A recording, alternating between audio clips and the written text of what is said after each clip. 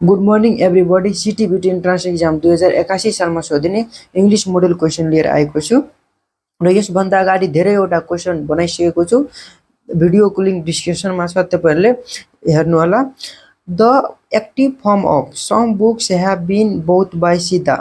यसको active voice के हुन्छ? यो प्यासिभ भोइसमा दिएको छ। यसको एक्टिभ भोइस के हुन्छ? Some books are bought.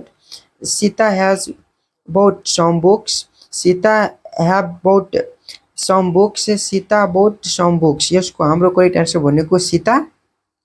Sita आदि के लाग्छ? सीतामा सिंगुलर सब्जेक्टमा सिंगुलर भर्ब लाग्छ हैज बोथ। हैज पछि के भित्री सम बुक्स हैन, यो हाम्रो सम बुक्स हो भने some books B number is correct answer.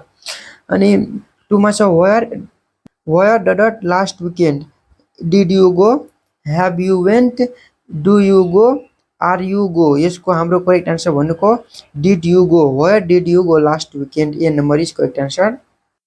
He looked as if he did not 4 years, did not wash, had not washed, has not washed, have not washed। यसको correct answer भनेको B number हुन्छ। The engineer got the workmen dot the bridge, built to build, have built। यसको correct answer भनेको हाम्रो के हुन्छ? Goat to बुइल्ड हुन्छ। Goat plus के हुन्छ? जीए के हुन्छ? जीए इक्वल टु 2 प्लस v1 हुन्छ हैन, बुइल्ड हुन्छ। 5 last year I had a boy dot my food हैन, आई ह्याड एच ए छ भने एच के हुन्छ? v1 हुन्छ। To prepare has to prepare. यसको करेक्ट आन्सर भनेको बी नम्बर हुन्छ prepare. If you don't understand the text don't hesitate, के हुन्छ? Ask questions, asking questions, to ask question, to asking questions. यसको करेक्ट आन्सर भनेको B number हुन्छ asking question. In 1938 Pilar's book became the first American woman dot the Nobel Prize for Literature received, to receive, received, she received। यसको correct answer B number हुन्छ to receive. he was dot has a doctor's appointment today, supposed, supposing, supposed to। यसको correct answer C number हुन्छ supposed to। he is confused dot to choose the competition, who, whom, whose, what, when। यसको correct answer भनेको whom हुन्छ। dot no conclusive evidence exists, many experts believe that the earth was created after the big bang, even but so although। यसको correct answer भनेको 10 D number हुन्छ although। 11 मा छ she joined dot Tribhuvan university a and the no one. यसको correct answer भनेको the हुन्छ। Ceylon is dot island the an a no one. यसको correct answer भनेको एन हुन्छ। He was born dot January the 10th 1980 Saturday, in on at by. यसको correct answer भनेको on हुन्छ। 14 you had better stay dot home and get rid of cold. यसको correct answer भनेको at, in, inside, into, A number is correct answer. Animals dot on earth for at least 700 million years, living, live, have been living। correct answer D number। 16 where dot in London are you born, did you born, where you born, was you born। यसको correct answer C number where you born। the negative form of someone said something। यसको negative के हुन्छ भने someone को के हुन्छ? सुरुमा no one हुन्छ, सब्जेक्टमा, अब्जेक्टमा के हुन्छ? समको नेगेटिभ एनी हुन्छ हैन। no one said anything के हुन्छ? no one said anything।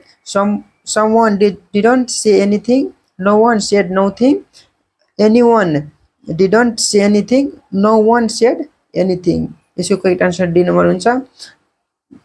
they have their meal at this restaurant regularly। यहाँ हाम्रो के छ? ह्याभ छ, ह्याभ पछि के छ? देयर मिल छ, ह्याभ पछि भर्ब 3 छैन, त्यसैले हाम्रो ह्याभन्ट हुँदैन, ह्याभन्ट दे हुँदैन। यो करेक्ट इनकरेक्ट आन्सर हो। Didn't they, hasn't they, don't they. यसको करेक्ट आन्सर भनेको डोन्ट दे हुन्छ। Neither the boys nor the girls like it. यो नाइदर नर छ भने तपाईहरुले यो सब्जेक्ट हेर्नु होला ट्याग क्वेशनमा के हुन्छ? डिडन्ट दे, यो अब डिडन्ट दे पनि हुँदैन किनभने यहाँ हाम्रो नाइदर भनेको नेगेटिभ वर्ड हो, डिड दे हुन्छ। Did they, A number is correct answer. Did they, didn't they र डिड ही हुँदैन। He wrote an essay, that means, अनि यसको के भन्छ हाम्रो प्यासिभ भोइस कुन हुन्छ? An essay wrote him, an essay was written by him, यसको करेक्ट आन्सर भनेको बी नम्बर हुन्छ। An essay was written him, an essay was written by him. Dolphins have no sense of smell. A, as far as it is known, as known as far, known thus far as, it is known as far। यसको correct answer भनेको हाम्रो के हुन्छ? A number is correct answer.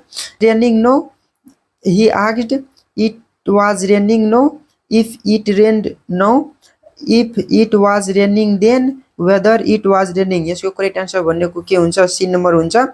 किनभने no को के हुन्छ? Then हुन्छ। यो पनि हेरेर तपाईहरुले बनाउन सक्नुहुन्छ। Do you know that building is old, how age, which age, how old। यसको करेक्ट आन्सर भनेको डी नम्बर हुन्छ, how old। Hari says that he is happy, he says he was happy, it is happy, he is happy, I am happy। यसको correct answer C number हुन्छ। The poet and the artist arriving tonight, will are has been is। Yes correct answer भनेको B number हुन्छ। Mister Gurung accompanied by his wife and children, coming no, have been, where, had been र is। यसको correct answer भनेको ए number हुन्छ।